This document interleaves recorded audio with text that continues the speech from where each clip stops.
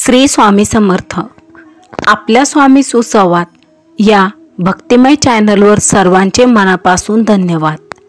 आजच्या या व्हिडिओत आपण बघणार आहोत की आपल्या स्वामी समर्थांची नित्यसेवा करताना आपल्याला 3 गोष्टी अशा आहेत की त्या लक्षात ठेवायच्या आहे। बघा, कोणतीही सेवा असू द्या, तिला थोडेफार नियम असतातच। तर असेच काही नियम आहेत की ते आपल्याला नित्यसेवा करताना पाळणे गरजेचे आहे। आपल्या श्री स्वामी समर्थांचे श्री स्वामी समर्थ हे षडाक्षरी 3 शब्द जरी उच्चारले तरी मनात एक प्रकारचा विश्वास निर्माण होतो। अशक्य ही शक्य करणारे आपले स्वामीच आहेत।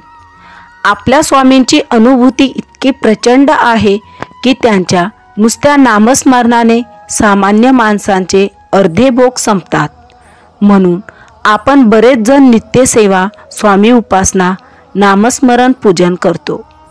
जर तुम्हीही स्वामींची नित्यसेवा करत असाल तर काही गोष्टी लक्षात ठेवणे खूप गरजेचे आहे। जर या गोष्टी आचरणात आणल्या तर नक्कीच सेवेचे फळ मिळाल्याशिवाय राहणार नाही। आता बघा, अनेकदा आपण नियमित सेवा, उपासना, नामस्मरण करत असलो तरी त्यांचे फळ आपल्याला मिळेल का नाही अशी शंका आपल्या मनात येते। काही गोष्टी सेवा चालू असताना सकारात्मक घडत नाही तर त्यावेळी आपण खचून जातो। मनात एक प्रकारची नकारात्मकता येते आणि हे साहजिकच आहे। मग अशा वेळी काय करावे तर आपला विश्वास हा स्वामींच्या चरणी कायम ठेवावा आणि मनाला नेहमी एकच सांगा की अशक्य ही शक्य करतील स्वामी, आणि जशी जमेल तशी सेवा चालू ठेवावी। स्वामींचे चिंतन करावे। यामुळे काय होते, मनातील नकारात्मकता दूर होते। स्वामींची सेवा सुरू करताना शक्यतो आपल्या सोयीनुसार सकाळ किंवा संध्याकाळची एकच वेळ ठरवावी, आणि जर धावपळीमुळे हे शक्य नसेल तर तिन्ही सांजेला म्हणजे दिवे लागण्याच्या वेळेला ही स्वामींची सेवा करावी।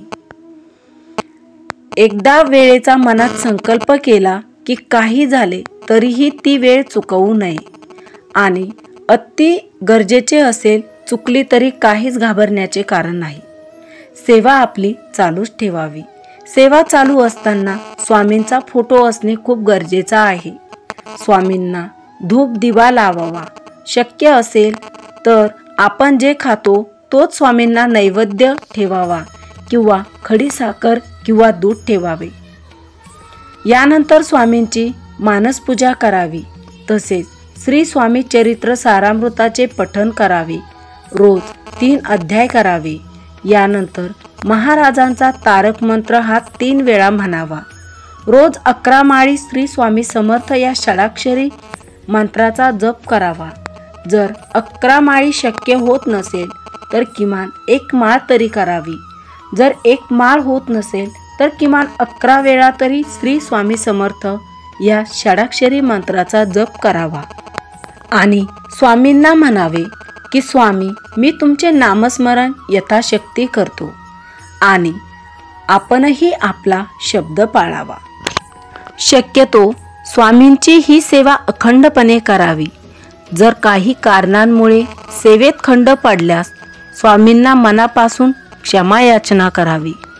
आणि सर्वात महत्त्वाची गोष्ट म्हणजे जर स्वामी सेवेत असाल तर स्वामींच्या प्रत्येक योजनेवर अगदी निशंक आंधळा विश्वास हवा। मनात कोणताही किंतु परंतु ठेवू नये, आणि आला तरी स्वामींना क्षमा मागावी। जर वरीलप्रमाणे सेवा चालू ठेवली तर निश्चितच स्वामी कृपा झाल्याशिवाय राहणार नाही। तर आजचा व्हिडिओ आवडल्यास कमेंटमध्ये श्री स्वामी समर्थ लिहायला विसरू नका। तोपर्यंत सर्वांना श्री स्वामी समर्थ।